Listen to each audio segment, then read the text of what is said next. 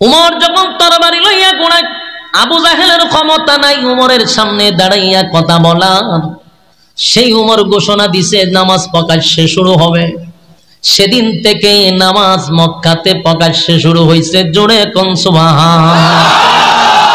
আমি শুধু আপনাদেরকে একটা একটা করে পয়েন্ট বলবো, আর আপনারা শুধু উমরকে চিনবেন, উমরকে চিনবেন, তাহলে সামনের আলোচনা করতে আমার সুবিধা হবে। উমর সাধারণ কোন সাহাবী না। আমি একটা ঘটনা পড়ছি, উমর যে কেমন একজন সাহাবী ছিল আপনারা শুনলে আশ্চর্য হবেন। উমর যখন দেশের রাষ্ট্রনায়ক ছিল, উমরও দেশের কি ছিল? প্রেসিডেন্ট ছিল, সাধারণ প্রেসিডেন্ট না। উমর 50টা রাষ্ট্রের প্রেসিডেন্ট ছিল। 50টা রাষ্ট্র মানে অর্ধ পৃথিবী। যেমন আমেরিকা একটা রাষ্ট্র, ওই রাশিয়া একটা রাষ্ট্র, বাংলাদেশ একটা রাষ্ট্র, ইন্ডিয়া একটা, এরকম রাষ্ট্র 50টার প্রেসিডেন্ট ছিল উমর। কি বুঝেন? আঙ্গুলের ইশারায় অর্ধ পৃথিবী চলে, এর নাম হলো উমর। খলিফাতুল মুসলিমিন হযরত উমর যখন দেশ চালাইতো, তখন একজন গভর্নর পাঠাইছে মিশরে।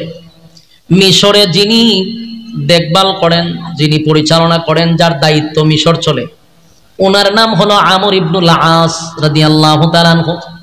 উনি গোটা মিশর ওনার দ্বারাই পরিচালিত হইত, ওমরের নেতৃত্বে। মিশরের মানুষের মূল কাজ ছিল কৃষি, আর এই কৃষি উৎপাদন করত নীল নদের পানি দিয়া। নীল নদে যদি পানি না থাকে তাহলে তাদের মধ্যে দরিদ্রতা চলে আসে। যদি নীল নদে পানি না থাকে তাহলে মিশরের মানুষের মধ্যে দুর্ভিক্ষ দেখা দেয়, তাদের অস্তিত্ব থাকবে না। তাদের মেইন নিয়ামত হলো নীল নদীর পানি, এটা দিয়ে তারা কৃষি করে, সবজি করে, বাজারে বিক্রি করে, এটা দিয়ে তাদের আয়ের উৎস। কিন্তু একটা সময় নীল নদীর পানিটা শুকায়া গেল, গোটা মিশরের মানুষ আন্দোলন শুরু করলো। আন্দোলন শুরু করছে মিশরের, নীল নদে পানি নাই, পানি নাই, পানি নাই, তাহলে আমরা এখন কৃষি করব কিভাবে? আমরা সবজি করব কিভাবে? আমাদের মধ্যে দুর্ভিক্ষ চলে আসবে। তৎকালীন সময়ের গভর্নর আমর ইবনুল আস রাদিয়াল্লাহু তাআলা আনহু, তখন উনি ছিলেন। দৌড়াইয়া মিশরের মানুষ চতুর্দিকে মানববন্ধনের মতো মানুষ ঘেরাও করছে। ওনার অফিস যখন ঘেরাও করছে, আমর ইবনুল আস ঘর থেকে বাহির হইয়া বলেন, কেন তোমরা আমার অফিস চতুর্দিক দিয়ে ঘেরাও করছো? আমাদের একটাই বক্তব্য, মিশরের নীল নদে যদি পানি না থাকে গো, তাহলে এই দেশে দুর্ভিক্ষ শুরু হবে। আর আপনি যেহেতু মিশরের দায়িত্বে আছেন, আপনার বাদশাকে খবর দেন, যেভাবেই হোক, যেমনি হোক, রাষ্ট্রীয়ভাবে আমাদের কৃষির জন্য পানির ব্যবস্থা যেন করে দেয়, আর না হয় আপনার অফিস আমরা ঘেরাও করলাম। এমন ভয়াবহ পরিস্থিতি শুরু হয়ে গেল। আমর ইবনুল আস চিন্তা করলো, ঘটনা তো ভিন্ন দিকে মোড় দিবে, কারণ নদীতে পানি নাই, এটা অন রাষ্ট্রে কি করবে? বৃষ্টি দিলে পানি তো। কিন্তু এর আর কথা হইলো আপনারা পানির ব্যবস্থা করেন, যেভাবেই হোক রাষ্ট্রীয়ভাবে পানির ব্যবস্থা করে দেন, তাহলে আমরা কিছু করতাম। আন্দোলনের এক পর্যায়ে আমর ইবনুল আস বলে, ঠিক আছে, আমি বাদশার কাছে খবরটা পাঠায়া দেই। তখন বাদশা করেন হযরত উমর চিঠি, তখন তো মোবাইলের যুগ ছিল না, চিঠির যুগ ছিল। চিঠিও আমাদের মতো এইভাবে সাইকেল দিয়া, গাড়ি দিয়া নেয় না। তখন হেঁটে হেঁটে এক দেশ থেকে আরেক দেশে চিঠি যাইতে কত মাস লাগে। চিঠি বানাইছে কাগজ দিয়া না, চামড়ার মধ্যে লিখে কাগজ পাঠাইলো হযরত ওমরের কাছে। অনেক দিন লাগছে চিঠি পৌঁছতে। ওমরের কাছে গেছে, পরে ওমর দেখে গভর্নর যিনি আমর ইবনুল আস, উনি চিঠি দিছেন, খলিফা আমার যেই জায়গায় কাজের জন্য পাঠাইলেন মিশরে, মিশরের মানুষ আমার অফিস ঘেরাও করে রাখছে, আমি বাহির হইতে পারি না। এর এক নম্বর কারণ হলো, মিশরের মানুষের আয়ের উৎস হলো সবজি উৎপাদন করে, তারা কৃষি কাজ করে। কিন্তু ওগো আল্লাহর পয়গম্বরের সাহাবী হযরত ওমর আমার খলিফা, এখন আমার কি করণীয়? আমি কিভাবে তাদেরকে পানির ব্যবস্থা করব? রাষ্ট্রীয়ভাবে যদি কোনো কিছু করার থাকে তাহলে আপনি আমাকে বলুন, না হয় আমারে তারা ঘর থেকে বাহির হইতে দেয় না। হযরত ওমর চিঠিটা পাওয়ার পরে উচিত তো ছিল চিঠিটা আবার আমর ইবনুল আসের কাছে উল্টা পাঠানো, কথা হয় না? কিন্তু খলিফাতুল মুসলিমিন হযরত ওমর কেমন সাহাবী, কেমন সাহাবী! আমার যুবক ভাইরা, উমরে চিনা দরকার, উমরে চিনা দরকার। উমরের চিঠি রিটার্ন আবার আমর আসের কাছে পাঠান নাই, উনি আবার চামড়ার মধ্যে চিঠি লেখছে কি জানেন? নদীর উদ্দেশ্যে চিঠি লেখছে, নদীরে চিঠি লেখছে। সুবহানাল্লাহ বাড়ি দিয়া চিঠি তো লেখার দরকার ছিল আমর ইবনুল আসের কাছে, কিন্তু না, এই চিঠি লেখছে উনি নদীর কাছে। ওমর চিঠির মধ্যে লেখছে, নীল নদরে, তোরে আল্লাহ বানাইছে আমাদের গোলামির জন্য। পৃথিবীর যত নদী আছে সবগুলি মানুষের গোলামির জন্য বানাইলো। আল্লাহর পয়গম্বরের সাহাবী খলিফাতুল মুসলিমিন হযরত ওমর বলেন, নদী রে, তোরে কেন বানাইছে বল? আমাদের গোলামির জন্যই তো বানাইছে। তোর পানি দিয়ে আমরা সবজি করব, কৃষি করব, এই জন্য তোরে বানাইছে। আল্লাহ আমার গোলামি, আমাদের গোলামির জন্য তোরে বানাইছে। তুই যদি আমাদের গোলামি বন্ধ করে দেস, আমি উমর সিদ্ধান্ত নিছি নীল নদী বলতে আর পৃথিবীতে কিছু থাকবে না, আমি সব মাটি দিয়া বরাট করে দিব। আমার যুবক ভাইরা দিলের কান লাগায় শুনে, হযরত ওমর চিঠিটা দিল নদীর কাছে, তাও নীল নদীর কাছে গো। নীল নদরে ধমক দিয়া দিয়া বলে, এই নীল নদ, তোরে বানাইছে আমার মালিকের গোলামির জন্য, তুই আমাদের গোলামির জন্য তোরে বানাইছে, আমাদের গোলামি করবি, এটা তোর কাজ।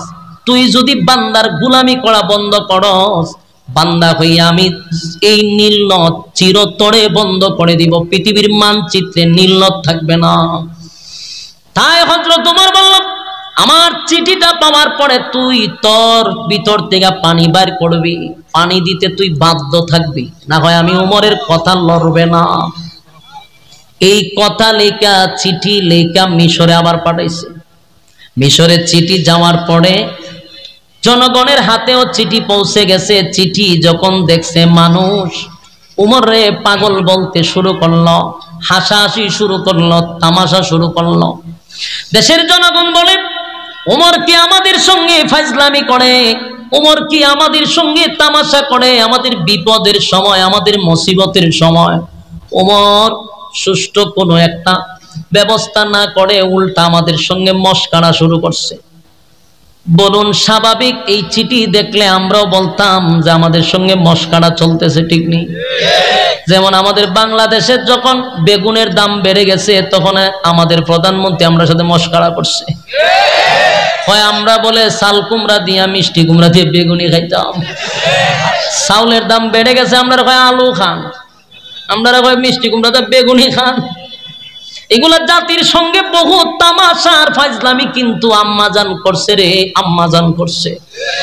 কিন্তু হযরত ওমর তো আর আদা পাগল না।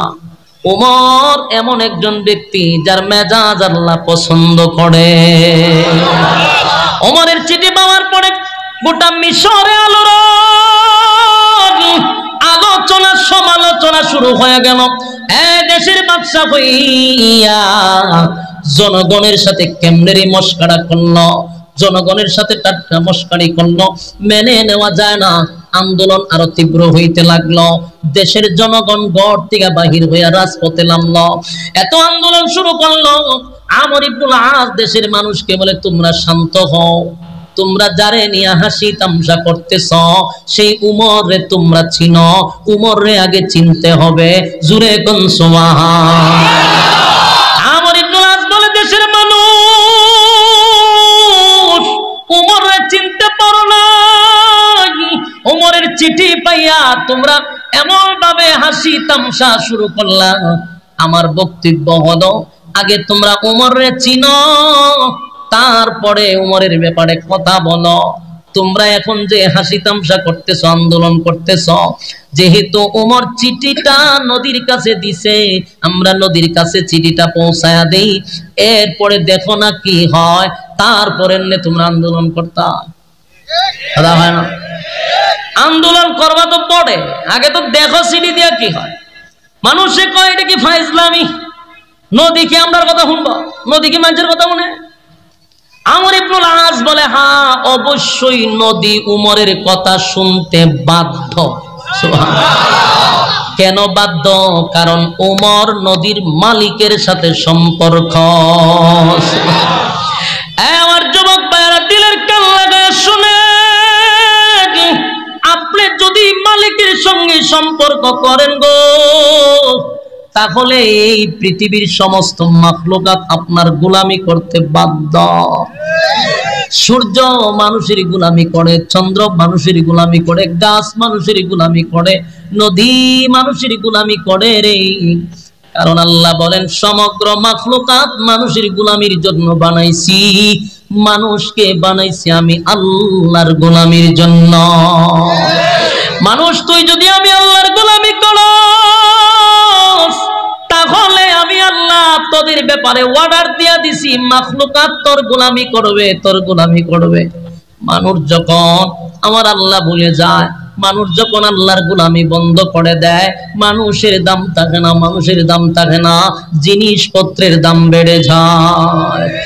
মানুষ তোমার কোনো দাম থাকবে না, কারণ তুমি মালিকের সাথে সম্পর্ক নাই, তাই মালিকের মাখলুকাত তোমার সঙ্গে সম্পর্ক নাই। তুমি যখন আল্লাহর গোলামি করবা, তখন মাখলুকাত তোমার গোলামি করবে। এটাই বাস্তবতা। আমর ইবনুল আস বলেন, এই মিশরের মানুষেরা, মাথা গরম করা যাবে না, কারণ ওমর নদীর মালিকের সাথে সম্পর্ক করছে রে। ওমর যদি নদীরে অর্ডার দেয়, নদী অর্ডার মানতে বাধ্য। সুবহানাল্লাহ।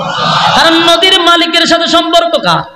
হযরত ওমরের সম্পর্ক নদীর মালিকের সঙ্গে সম্পর্ক। তাই ওমর যেহেতু নদীরে অর্ডার দিয়েছে, নদী মানতে বাধ্য। আমর ইবনুল আস বলেন, চিঠিটা লইয়া দেশের জনগণ গেছে, দেখি আজকে কি হয়। আর না ভাই আমর ইবনুল আসকে হত্যা করব, তারাও প্রস্তুতি নিছে, এই তামাশার জবাব আমরা তরবারি দিয়া দিব। এরকম ভাবে প্রস্তুতি নিয়ে গেছে। আমর ইবনুল আস চিঠিটা লইয়া নদীর কাছে গেল। নদীর মাঝখানে গিয়া চতুর্দিকে তাকায়া দেখে দেশের জনগণ তাকায় আছে আমর ইবনুল আসের কাছে, তরবারি লইয়া দাঁড়ায় আছে। যদি পানি না দেয়, আমর ইবনুল আসকে হত্যা করার প্ল্যান করছে। জনগণের সঙ্গে তামসা, জনগণের সঙ্গে ইয়ারকি মারা, এর প্রতিশোধ নেওয়ার জন্য তারা প্রস্তুত। আমর ইবনুল আস বলেন, আমি চতুর্দিকে তাকাইয়া চিঠিটা নদীর মাঝখানে শুধু রেখে দিলাম।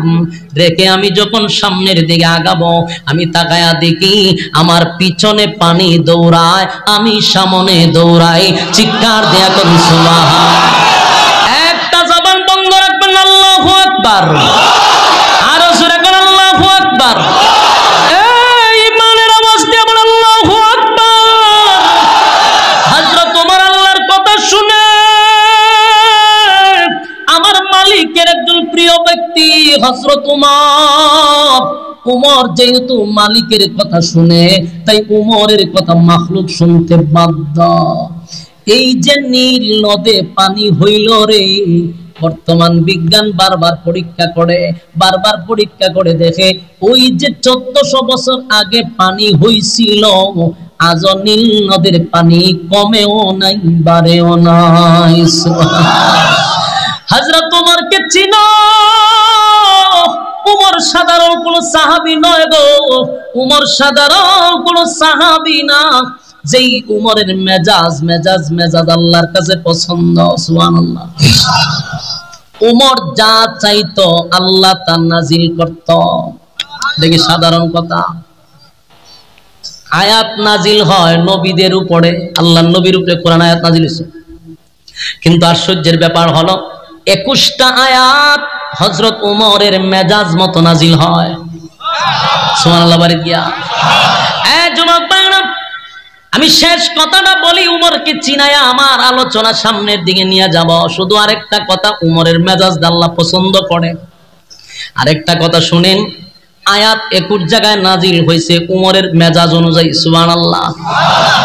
আল্লাহর পয়গম্বর যে সিদ্ধান্ত নিত, উমর যদি বলতো হুজুর এই সিদ্ধান্তটা আমার কষ্ট হয়, আসমানের দিকে উমর তাকায়া থাকতো, উমরের সিদ্ধান্ত অনুযায়ী আয়াত নাজিল করে দিত।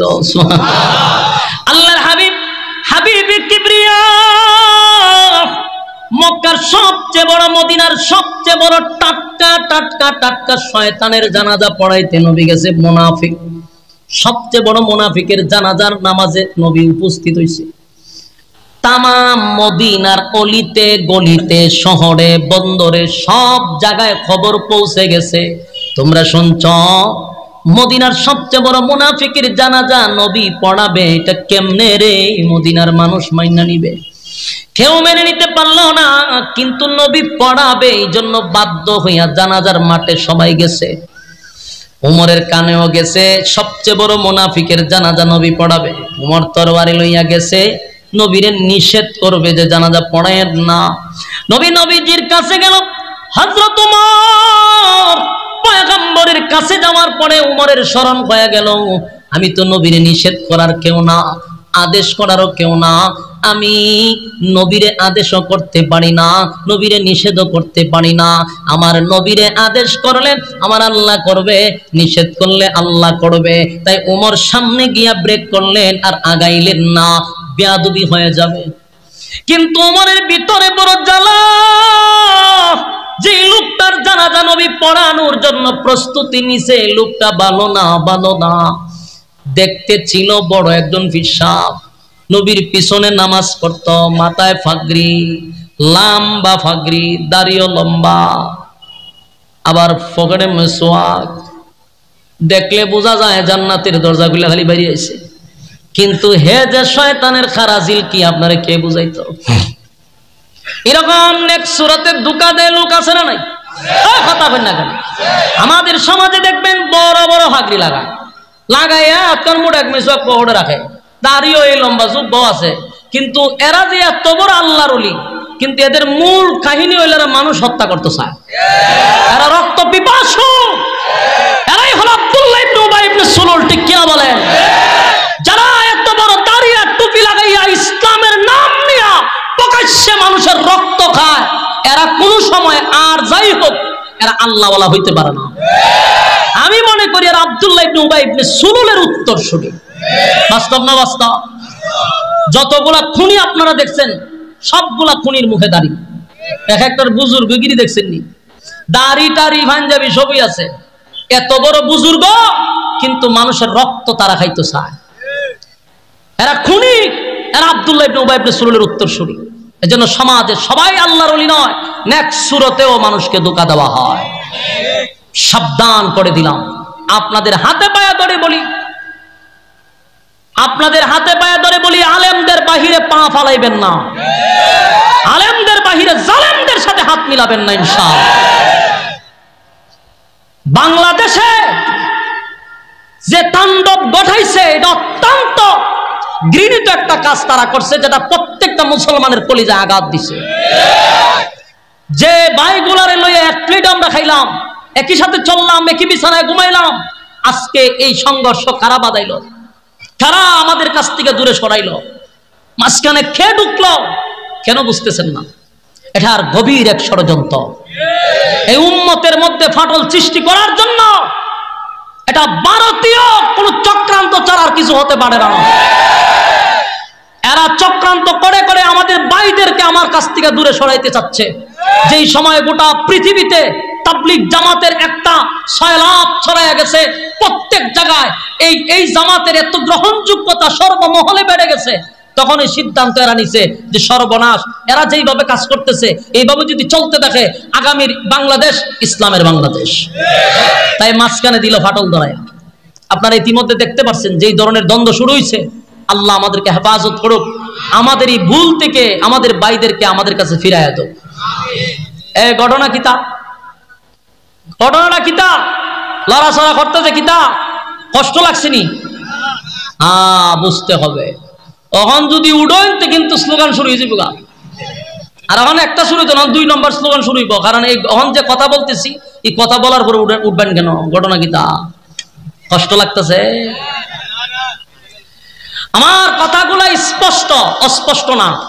আমি তো এটাই বললাম যে একই প্লেটে আমরা খানা খাইলাম, এত মহব্বত, এত ভালোবাসা আমাদের মধ্যে ছিল, মাঝখানে খেয়ে ফাটল ধরাইল। এদেরকে বাইর করতে হবে, তদন্ত করতে হবে। এই উম্মার মধ্যে কারা ফাটল সৃষ্টি করলো? আজকে তারা সন্ত্রাসী কায়দা, যেই হাতের মধ্যে টাকার কথা মিসওয়াক, এই হাতে তারা অস্ত্র নিয়ে ঘুরে। নিশ্চয়ই কোনো গভীর ষড়যন্ত্র অবশ্যই আছে। আমি আরেকটা, আজকে আসার সময় আপনারা এখানে আসার সময় ফেসবুকেই আমি যে কয়েকটা চ্যানেল সবসময় দেখি খবরাখবর শুনবার লেগে, এর মধ্যে একটা চ্যানেল হলো ফেস দ্য পিপল, না এরকম নামটা? হ্যাঁ, ফেস দ্য পিপল। এই চ্যানেলটা বাংলাদেশের প্রথম সারির গণমাধ্যম তেমনটা না, কিন্তু এটা এত আস্থা, মানুষের মনে এতটা আস্থা জন্মাইছে, ভালোবাসা জন্মাইছে যে মানুষ এই চ্যানেলটার প্রতি একটা আস্থা বিশ্বাস রাখে। অনেকেই মনে হয় না আমরা শুনছেন, যারা শুনছেন এর কাছে গুরুত্ব কথাটা। তো আমি বলবো সাগর ভাইকে, এটার পরিচালক কিন্তু সাগর ভাই নাম, সাগর ভাইয়ের কাছে আমার একটা আবদার থাকবে। এদেশের 96% আলেম, হক্কানি আলেম ওলামারা আপনার এই চ্যানেলটাকে কিন্তু ফলো করে এবং আপনার কথাটাকে গ্রহণযোগ্য মনে করে, কারণ আপনি ন্যায়ের পক্ষে কথা বলছেন।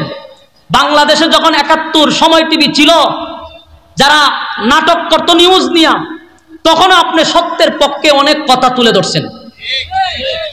বাংলাদেশে যখন আমরা পত্রিকা দিয়া টিস্যু ব্যবহার করতাম, মানে এই পত্রিকার কোনো দাম ছিল না, সাংবাদিকদের কোনো কথার মূল্য ছিল না সাধারণ পাবলিকের কাছে, কারণ এর বাংলাদেশে বড় বড় ঘটনা ঘটতো কিন্তু এরা নিউজ করতো না। নিউজ করতো কোন নায়িকা কতটার সময় বাথরুমে গেছে, কোন নায়িকা কখন কোন কালারে শাড়ি পরছে। এই সমস্ত নিউজ যখন শুরু হয়েছে প্রথম সারির গণমাধ্যম, মানুষের আস্থা বিশ্বাস চলে গেছে, তখন আপনার এই চ্যানেল ফেস দ্য পিপলের প্রতি মানুষ ঝুঁকায়া পড়ছে। আপনি কিন্তু 16 কোটি নয়, প্রায় 20-25 কোটি মানুষের হৃদয়ে আছেন। তাই এমন কোন কাজ সাগর ভাই করবেন না যেন আপনার প্রতিও মানুষের আস্থা বিশ্বাসটা চলে যায়। আজকে দেখলাম একজন মেজর, উনি হয়তো বা রিটায়ার্ড পারসন, আগে সেনাবাহিনীর ছিল, উনাকে আনছে উনার টকশুতে। কথাগুলি মনোযোগ দিয়ে শুনেন, যদিও আমি প্রাসঙ্গিক আলোচনারও আইসা পড়ছে, আপনাদের মাথায় রাখা দরকার। উনি ছিল মেজর, বলতে সেনাবাহিনীতে আগে ছিল, রিটায়ার্ডে অথবা বাহিরে তাই না কই থেকে জানি না। উনার আনছে উনার এই ফেস দ্য পিপলের টকশুতে আনছে, আনার পরে তাবলিগ সম্পর্কে ওনাকে জিজ্ঞাসা করতেছে। আমার একটা কথা সাগর ভাই, আমি হুজুরকে যদি টকশুতে বসায় বলেন হুজুর বিল্ডিংটা কিভাবে বানাইবো, কত বস্তা সিমেন্ট লাগবে, কতটা রড লাগবে, আমার বাম্বু দিলে আমি পারবো বলতাম? আমারও যদি কেউ টকশুতে বসায় হুজুর বিল্ডিংটা করতে কয়টা রড লাগবে, কয়টা সিমেন্ট লাগবে, তো এটা হাম্মো কিনা, বোকামি না, মাতলামি না, ফাজলামি না, কথা কয় না? আমি যেই ব্যাপারে আমার জ্ঞান নাই, ধারণা নাই, সেটা আমাকে জিজ্ঞাসা করাটা ফাজলামি ছাড়ার কিছু না। আপনি মেজর সাহেবকে আপনি বসাইছেন, এই ফজলুর রহমান না কি জানেন, আমরা আমার স্মরণ আসতেছে না, ফজলুর রহমান, উনারা আপনি টকশুতে বসাইছেন। আপনি দেশ নিয়ে কথা বলেন, বর্তমান পরিস্থিতি নিয়ে ওনার সাথে জিজ্ঞাসা করেন, কারণ উনি একজন সেনাবাহিনী ছিল, দেশের ব্যাপারে ওনাকে কথা বলেন, দেশপ্রেমিক উনি, আমি জানি। কিন্তু ওনাকে আপনি জিজ্ঞাসা তাবলিগের ব্যাপারে, এটা হাস্যকর, এটা ফাইজলামি, এটা ইত্রামি ছাড়ার কিছু না। সাগর ভাইকে স্পষ্ট বক্তব্য দিতে চাই, আপনাকে আমরা কলিজা দিয়ে ভালোবাসি। বাংলাদেশে কয়েকজন সাংবাদিককে আমরা গণায় ধরি, এর মধ্যে সাংবাদিক ইলিয়াস, পিনাকি ভট্টাচার্য আর সাগরকে আমরা মহব্বত করি। আপনাদের নিউজ দেখার জন্য আমরা অপেক্ষায় থাকি, কিন্তু আপনারা যদি জাতির সাথে ফাইজলামি আর ইত্রামি করেন, এদেশের মানুষ কিন্তু টিস্যুর মতো ফালাইতে সময় লাগবে না। আপনি একজন আলেমকে যদি জিজ্ঞাসা করেন যে রাস্তা কিভাবে বানায়, এটা যেমন ফাজলামি। একজন জেনারেল, উনি রিটায়ার্ড পারসন, হযরত উমর গড় গিয়া একটা দাঁড়ালো, একটা তরবারি লিছে লইয়া দুটোটা সামনে হারিয়েছে, হারিয়া কয় তুই নিজের দাবি করস মুসলমান, আমার নবী বিচার করে দিল, রায় দিল ইহুদিরে, তুই তোর পছন্দ হইছে না, আমার কাছে বিচারের সমাধান দিবার লাগে, তা আমার বিচারের রায় কি জানোস নি? একবারে তরবারিটা লইয়া কথা কইবার আগে একটা সেদ মারছে, এক সেদের কল্লা মাথাটা 10 হাত দূরে পড়ছে। যদি তার ইমানি জজবা ভিতরে থাকে, জজবা যদি থাকে, তাহলে কোরআনের শব্দ শোনার পরে সে আর থাকতে পারবে না, অটোমেটিকলি গর্তের থেকে বাইরে আসবে। কিন্তু যদি জজবা না থাকে, যতই এর খানের মধ্যে কোরআন তেলাওয়াত করেন, খামার দোকানের মতো তেলাওয়াত করতেছে না, বাইরেতেছে। তো 1 নম্বর হলো জজবা থাকতে হবে। আমি এক্সাম্পল প্রায় সময় একটা বিষয় নিয়ে দিই সহজে বোঝার জন্য, যে সাপুরিয়ারা যখন সাপ ধরার লেগে বাঁশি বাজায়, এরা জিগাইবেন যে বাঁশিটা বাজাস কেরে, তখন কয় যেটা বাজাইলে পরে গর্তে কোনো বিষাক্ত সাপ থাকে না, এটা সুর শুনলে মাথা লইয়া যায়, তখন গর্তের থেকে বাইরে আসে, এই জন্য বাঁশি বাজাইতে থাকে। তা আপনাদের এই গাজীপুরা মনে করেন সাপড়িয়া আসছে, এসে গর্তের কাছেই বৈশা বাঁশি বাজাইতেছে, জনমের বাঁশি বাজাইছে। এক পর্যায়ে বেচারা ক্লান্ত হয়েছে, কিন্তু সাপ তো আর বাহির হয় না। ঘটনা ঘিরে সাপ বাহির হয় না গেলে রাগের ছুটে কুদাল একটা লইছে, লইয়া গর্ত খনন করছে, ওইরা ভিতরে গিয়া দেখে দুইটা আছে, কিন্তু চুপ কইরা বইয়া রয়েছে, লড়েও না। তখন সাপুরিয়া বাইরে আয়া কয়, কিয়ামত পর্যন্ত যদি বাঁশি বাজায় এই দুই সাপ বাইর করা সম্ভব না। তো মানুষের জিজ্ঞাসা ঘটনা কি? তা বলে ঘটনা হইলো একটা দুরা একটা মাইটটা দুরা। যখন দুরার মাইটটা দুরারে যতই বিনবাজি বাসান, বিনবাজি যতই বাজান বাইরিব কেড়ে বিষ নাই, আসলে কাজ করে না। এই জন্য শুনে ঠিক লড়েও না। ঠিক কোরআনের আওয়াজ শুনলে মুমিন যারা ইমানের জজবা আছে এরা এই ঘরের ভিতরে থাকতো না, পাগল পাগল হয়ে চলে আসবে। আবার কিছু মানুষ কোরআন শুনে লড়েও না, কোরআন শুনে ঠিক লড়েও না, দুরা সাপের মতো, মাইটটা দুরার মতো লড়েও না, কারণ শরীরে কাজ করে না।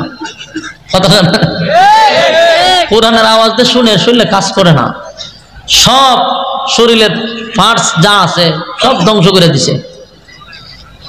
এই জন্য ইমানি জজবা শরীরে তৈরি করা দরকার। আমি মনে করি যারা আসছেন অনেকে দাঁড়ায় রয়েছেন, আমি মনে করি আপনাদের ইমানি জজবা আছে। আল্লাহ আপনাদের জজবা আরো বাড়ায় দোক, আমিন। রাস্তাঘাটে দোকানপাটে যারা আছে অনেকে আসতেছে, আল্লাহ তাদেরকে দিনের খাদেম দিনের জন্য কবুল করো, আমিন। তবে আপনারা যারা বসছেন প্রত্যেকটা মানুষের সাথে শয়তান আছে, আমার লোক আছে। ওমা বাস্তব না বাস্তব আছে, আমার লোক আছে, বরং আপনারা আমার সাথে বেশি আছে, হুজুরের সাথে একটু বেশি থাকে, কারণ এরা এক দুইজনে হুজুরে খাবার করতে পারে না। হে দিও বল তুই ঠিক কর, আবার হাতে গনলে দেরা তুই বত জোরে জোরে করে আসতে। হুজুরের সাথে শয়তান আছে নি? আপনার থেকে বেশি, দুই চারটা বেশি আপনার পিছনে একটা লাগাই রাখে, কারণ হইলো এক দুইজনে পারে না। আপনারা যেইভাবে সাইজ করতে পারে এইভাবে আমরা সাথে পারে না। তো শয়তান আছে, তো শয়তান যতগুলো আছে প্রত্যেকটা মানুষের সাথে। আপনারা যেখানে বসছেন কোরআনের কথা শুনবেন, এটা কি তার ভালো লাগতেছে? শয়তান আমাদের প্রকাশ্য দুশমন, সে কোনো সময় চাইতো না যে আপনার আমল নামায় একটা নেকি ঢুকুক, কোনো সময় তার ভালো লাগতো না। আপনারা যেখানে বলছেন শয়তান কিন্তু আপনারা পাশে দাঁড়ানো আছে, আপনার সাথে যেটা থাকে এটা আশেপাশে আছে, কিন্তু আপনার এখান থেকে উঠাইতে পারলে সে হবে সাকসেস। আর যদি আপনি পয়সা মোনাজাত দিয়া যান তাহলে হে ব্যর্থ হবে এবং নিজের কপাল নিজেই জুতা দা বাইরিবার করবে, পারলাম না আমি আর না দিনের সাথে তাকিয়ে এই পরিমাণ লাড়াচাড়া করি, এরপর আজকে আমার জুতা দা বাইরিল। তো শয়তানের গালে জুতার বাড়ি দিতে কারা কারা রাজি? হ্যাঁ, আতলামায়ের না, হাত তুলেন, আটটা তুললে একটা ওয়াদা করেন, বলে আমরা মোনাজাত পর্যন্ত আসি ইনশাআল্লাহ। বলুন কতক্ষণ? মোনাজাত পর্যন্ত থাকবো ইনশাআল্লাহ, ওয়াদা। জায়গা মতো সাইজ করে লেছে আপনারা, কেমনে জানেননি? ওয়াদা বরখেলাপ করা মুনাফিকের খাসলত। যে উঠব স্লোগান দেওয়া শুরু করবেন যে মুনাফিক যায়, মুনাফিক যায়, থাকবো না ইজ্জত, ইজ্জত সম্মান নিয়ে উঠতেন না। আমিও কম না, একটা ডাইরেক্ট মিছিল শুরু করে দিন, যাই দেখ মুনাফিক যায়। অন যদি মনে করেন যে না হুজুর আমার একটা ইজ্জত সম্মান আছে এলাকার তাহি, তুই লানো বসে থাকে, আর যদি না আমার আদত ইজ্জত নাই বেজ্জিত্যা, আমরা জানগা, আপনার সাথে কোনো কথা নাই। সাবধান, লড়াচড়া করেন, যেন ওয়াদা করে লেছেন। ওই উঠলে বুঝলাম আপনারে বর করছে শয়তানে, আর নাহলে বুঝলাম আপনি মুনাফিক হয়ে যাইতেছেন। দুই জায়গার ধরা করছে, এখন আর যাওয়ান যেত না। আসি তো ইনশাআল্লাহ, লড়ন সরণ যাইতো না। আল্লাহ কবুল করুক আপনারা, আমিন। সম্মানিত সুধী, আমি আপনাদের সামনে সূরা নিসা এর 65 নম্বর আয়াত তেলাওয়াত করছি। বলুন আমার সাথে, কোন সূরা? নিসা। কয় নম্বর আয়াত? 65 নম্বর আয়াত। আরেকবার বলেন, কোন সূরা? কয় নম্বর আয়াত? এই কথাটা কেন বারবার জিজ্ঞেসি, লাস্টে আমি জিজ্ঞামু বয়ানের শেষে কোন সূরার কত নাম্বার আয়াত, যে বলতে পারবে বুঝবো যে হেউই আজকে ওয়াজ মনোযোগ দিয়ে শুনছে। সূরার নাম হলো সূরা নিসা, আয়াত নাম্বার হলো 65। এই আয়াতটা কেন আল্লাহ নাজিল করলো, নাজিলের কারণটা কি, কোন প্রেক্ষাপটে, কিসের উপরে ভিত্তি করে, কোন ঘটনাস্থলে আল্লাহ আয়াত নাজিল করছে, বিষয়টা আমাদের জানা দরকার। দেখেন, কোন ঘটনাকে কেন্দ্র করে আল্লাহ আয়াত নাজিল করে, অথবা কোনো প্রশ্নের জবাবে নাজিল করে, অথবা কোনো সমস্যার সমাধানে নাজিল করে। তা আমি যে আয়াত পড়ছি এটা প্রথমত একটা ঘটনা ঘটছে, এরপর এটার চিরস্থায়ী সমাধানের জন্য আল্লাহ একটা আয়াত নাজিল করছে, সূরা নিসার 65 নম্বর আয়াত। তাহলে প্রথম ঘটনা ঘটছে নাকি, এরপর এটার চিরস্থায়ী সমাধান দেওয়ার জন্য আল্লাহ সূরা নিসার 65 নম্বর আয়াত নাজিল করছে। মনোযোগ দিয়ে আল্লাহ যেন আপনারা শোনার তৌফিক দেন, আমারও যেন ইখলাসের সাথে বলার তৌফিক দেন, আমিন। মদিনার মধ্যে তখন ইসলাম ক্ষমতায়, রাষ্ট্র চালায় আল্লাহর রাসূল সাল্লাল্লাহু আলাইহি সাল্লাম। রাসূল ছিলেন তখনকার প্রেসিডেন্ট, রাসূল ছিলেন তখন দেশের বাদশাহ।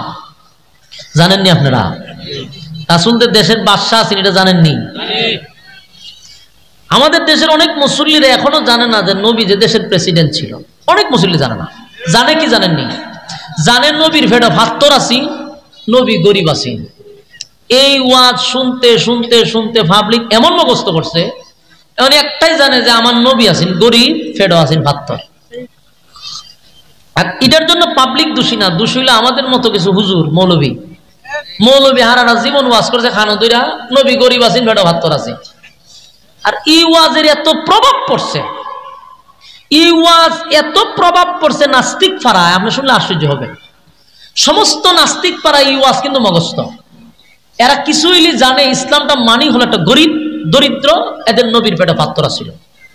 এই ওয়াজ দে রীতিমতো খাওয়াইছে, ইচ্ছা মতে পাবলিক রে খাওয়াইছে, ও নাস্তিক পাড়ায় ওই ওয়াজটারে গ্রহণযোগ্য করে তুলছে। এই জন্য এটার প্রভাব কি পড়ছে আপনি একটু মনোযোগ দিয়ে শুনেন।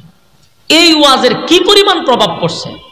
2024 সাল, এখন যদি কোনো আলেম আইসার রাজনীতি করতে চায়, তখন সুশীল সমাজ নাস্তিকরা স্লোগান দেয়া কয়, হুজুররা থাকবো মসজিদে, হুজুররা থাকবো মাদ্রাসায়, হুজুররা থাকবো জানাজার মাঠো, হুজুররা থাকবো কেউ মারা গেলে কোরআন শিব পড়াত, হুজুর গেলে রাজনীতি করতো।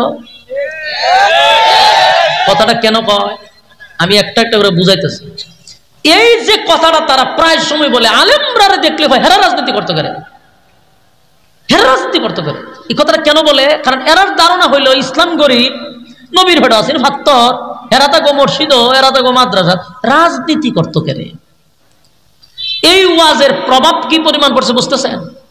অথচ মৌলবী যদি ওয়াজটা এইভাবে ডালাভাবে না করত, কারণ মৌলবী পড়ছে প্রথম পৃষ্ঠা, দ্বিতীয় পৃষ্ঠায় আল্লাহ বলেন ওয়াজাদাকা আইলান ফাআগনা, আপনাকে আমি ধনী বানাইছি।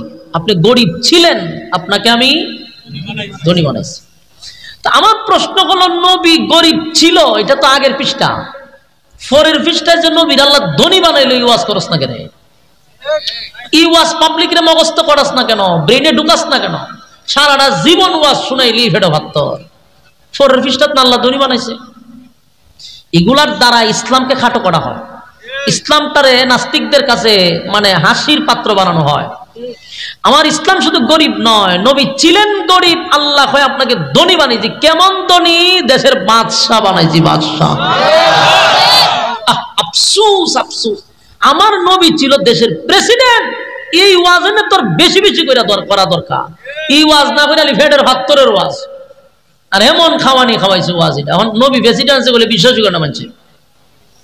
এই জন্য আমার আগে পিছে জানতে হবে, স্টাডি করতে হবে।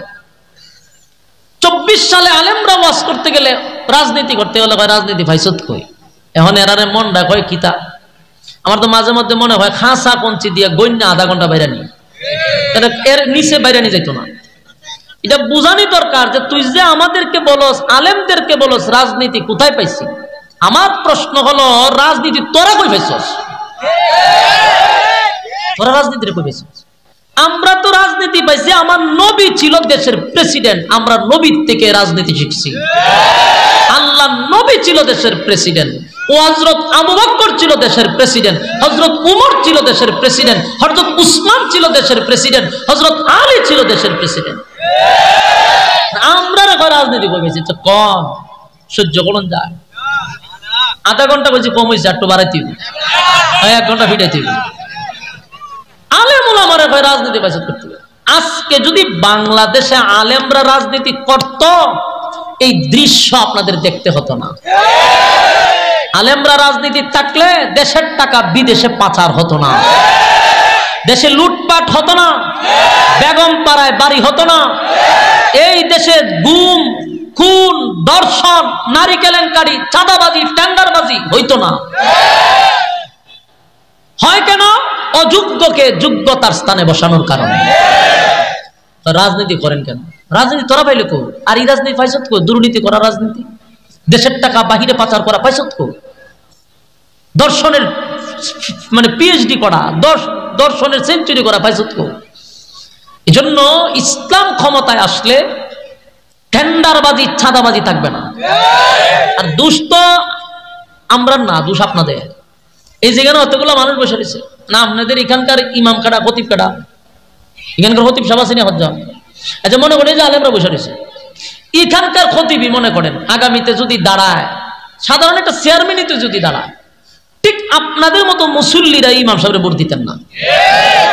কইব হুজুর আপনারা গরম ভাত দিমু, গরম তরকারি দিমু, খাওয়ানোর পরে ফটো খাওয়া দিমু, হুজুর চেয়ারম্যানের দাঁড়াই না। মানে রাজনীতি হুজুর বুঝে না, এটা আর মাইন্ডে ঢুকাই দিছে। হয় আমরা রাজনীতি বুঝতেন না। 30 পারা কোরআন বুকে ঢুকাই দিল, এটা বুঝতে পারলো। 30 পারা কোরআনের ব্যাখ্যা আলেমরা করতে পারে, লক্ষ মানুষের সামনে কথা বলতে পারে, আর হুজুর বুঝি 1.5 টাকার রাজনীতি বুঝে না। মূল ঘটনা এখানে না, ঘটনা হলো হুজুর যদি দাঁড়ায় যায় চেয়ারম্যানের, তাহলে এই এলাকার যেগুলা আছে ফাতি নেতাগুলি চিন্তা করবো, হুজুর যদি চেয়ারম্যানের দাঁড়ায় তা আমি গম চুরিটা কেমনে করো, আমি বিধবা মহিলাদের টাট্টি কেমনে আমি খামো, লেফটিন যে দেয় বাতা ইডি শুধু খেলায় খেলায়।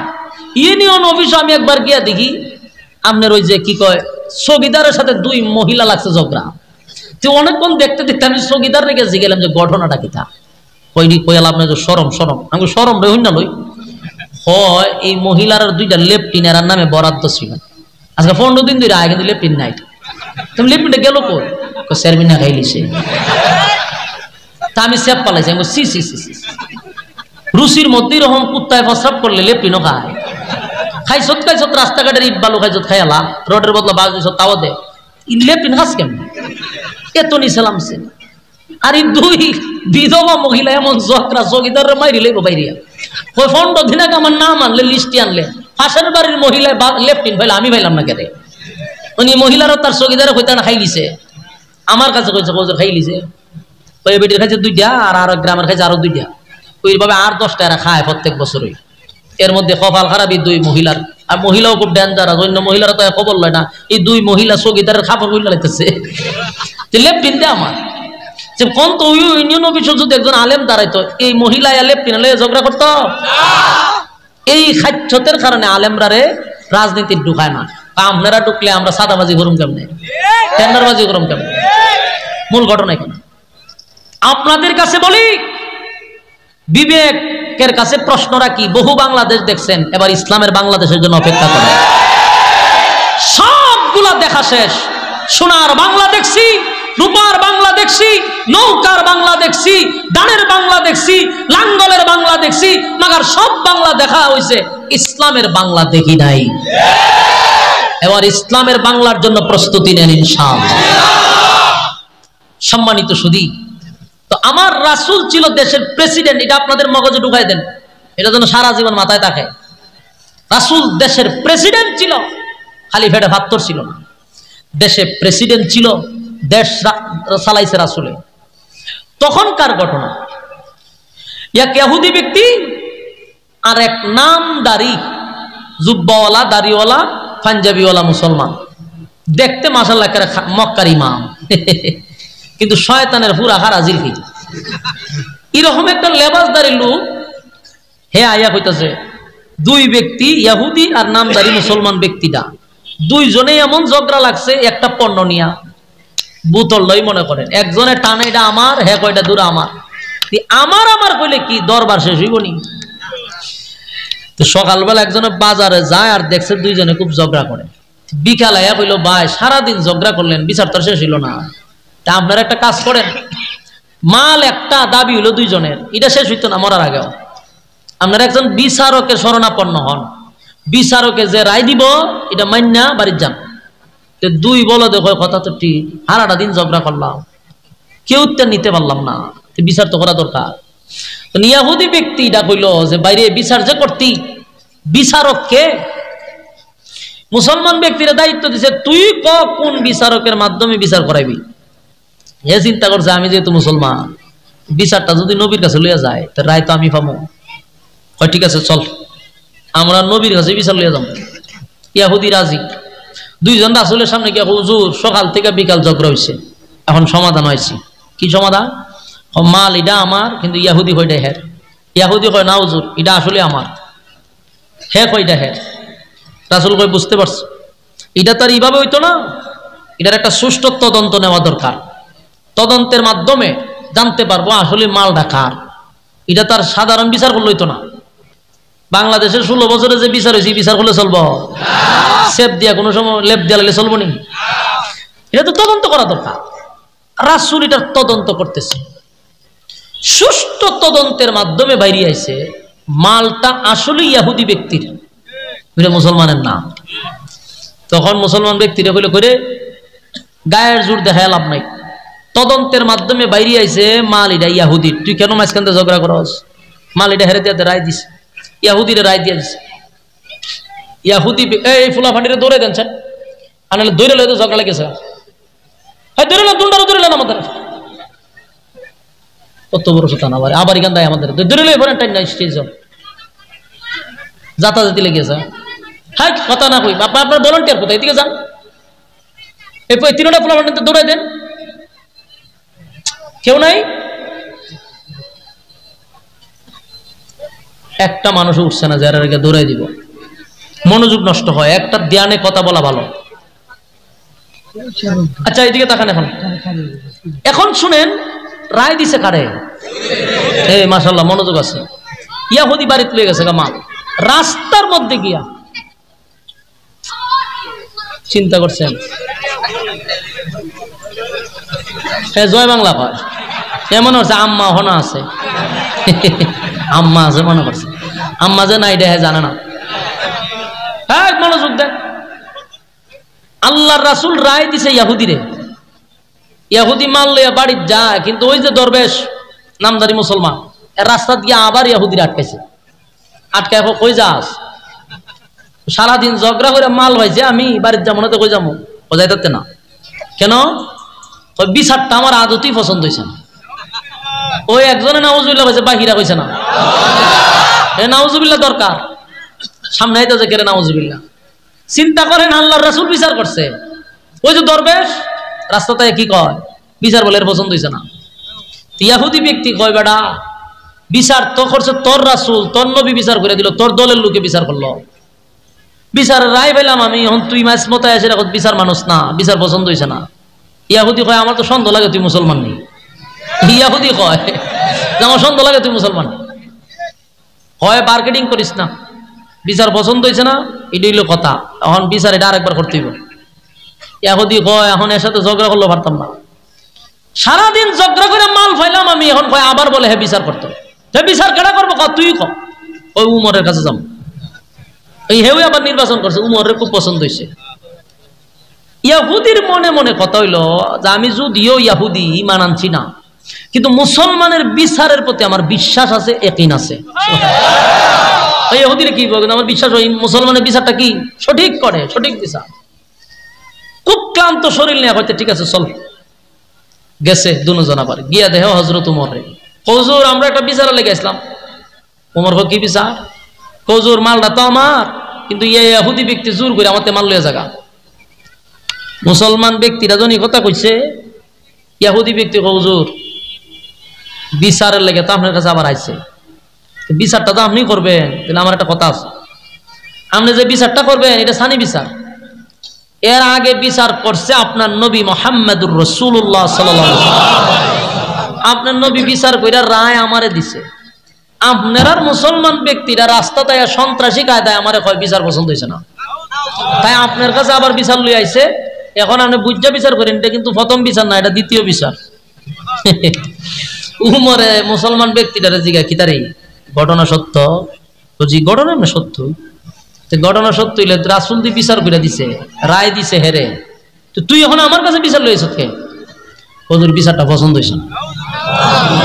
এখনো বুঝতে পারছে না, ওই এর মতো ফুলার মতো এমন আওয়ামী লীগ আছে, এও বুঝতে পারছে না যেটা কার কাছে আইছে। উমর যে কি জিনিস এটা এখনো বুঝতে পারছে না।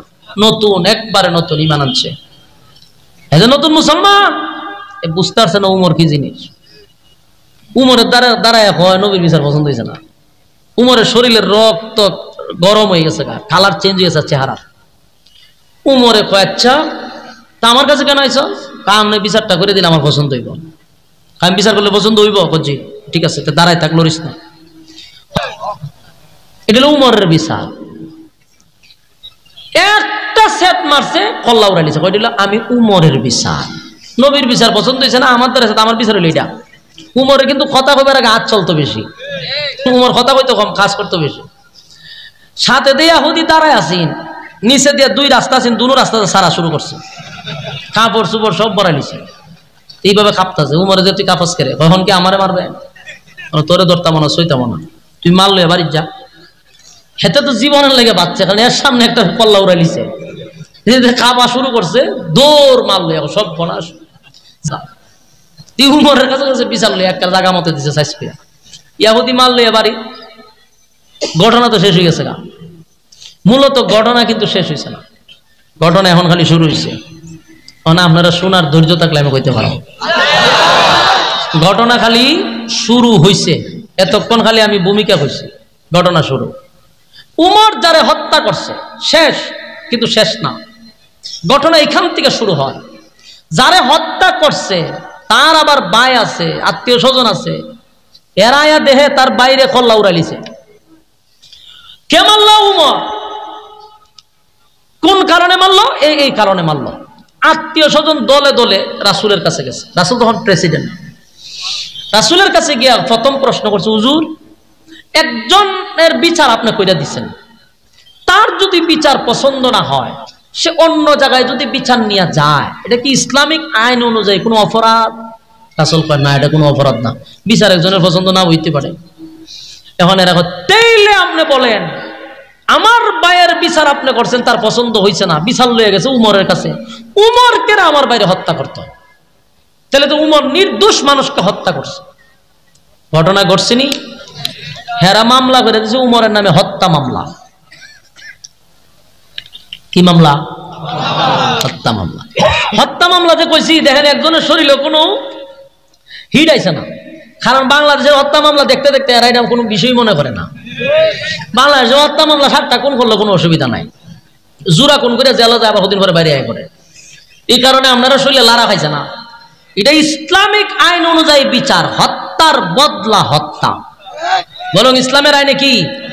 হত্যার বদলা হত্যা। এটা বাংলাদেশ না, বাংলাদেশের বিচার তো আমরা দেখছি 16 বছর, 7 কোণ 8 কোণ করলে অসুবিধা নেই, যদি এটা দলের লোক হয়। রাসূল সাল্লাল্লাহু আলাইহি সাল্লাম তখন দেশের প্রেসিডেন্ট, বিচার তো ইসলামিক আইনে। হত্যা মামলা দিছে, তার মানে উমরকে হত্যা করতে হবে। ঘটনা তো বহু দূর গিয়া ঘটছে, সারা মদিনায় লারা হয়ে গেছে। উমর একটা নির্দোষ মানুষকে হত্যা করছে। আসলেই তদন্ত নিয়ে দেখছে যে এই যে লোকটারে মারছে কোনো অপরাধ নাই। বাহ্যিক এই চোখটা দেখলে কোনো অপরাধ না, কারণ কোনো আইন লঙ্ঘন করে নাই।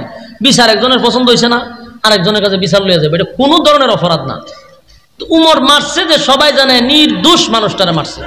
রাসূল বহু তদন্ত করে দেখছে নির্দোষ মানুষটা হত্যা করছে। আল্লাহর রাসূলের কসম দিয়া গাম বাহির হয়ে গেছে, কারণ রাসূল তখন রায় দিব হত্যা করবো এই কারণে না, রাসূলের পেরেশানি এই কারণে যে উমর তো ইসলাম গ্রহণ নিজে নিজে করে নাই। আমি নবী আল্লাহর কাছ থেকে উমরে ছায়া আনছি, আল্লাহর রাসূল উমরে উমর সাধারণ কোন সাহাবী না। আপনারা যারা এখানে বসছেন আগে আপনারা উমররে চিনেন, এখান থেকে বাকি আলোচনা একটু পরে শুনবেন। উমররে যতক্ষণ আপনারা না চিনবেন এই আলোচনার কিচ্ছুই আপনার বুঝে আসবে না, আপনার মাথায় আসবে না। আর যদি উমররে চিনতে পারেন আলোচনার শেষে আপনি বুঝতে পারবেন যে উমর কি জিনিস। আগে আমরা উমররে শিখাই, উমর কেমন সাহাবী আপনি একটু চিন্তা করেন।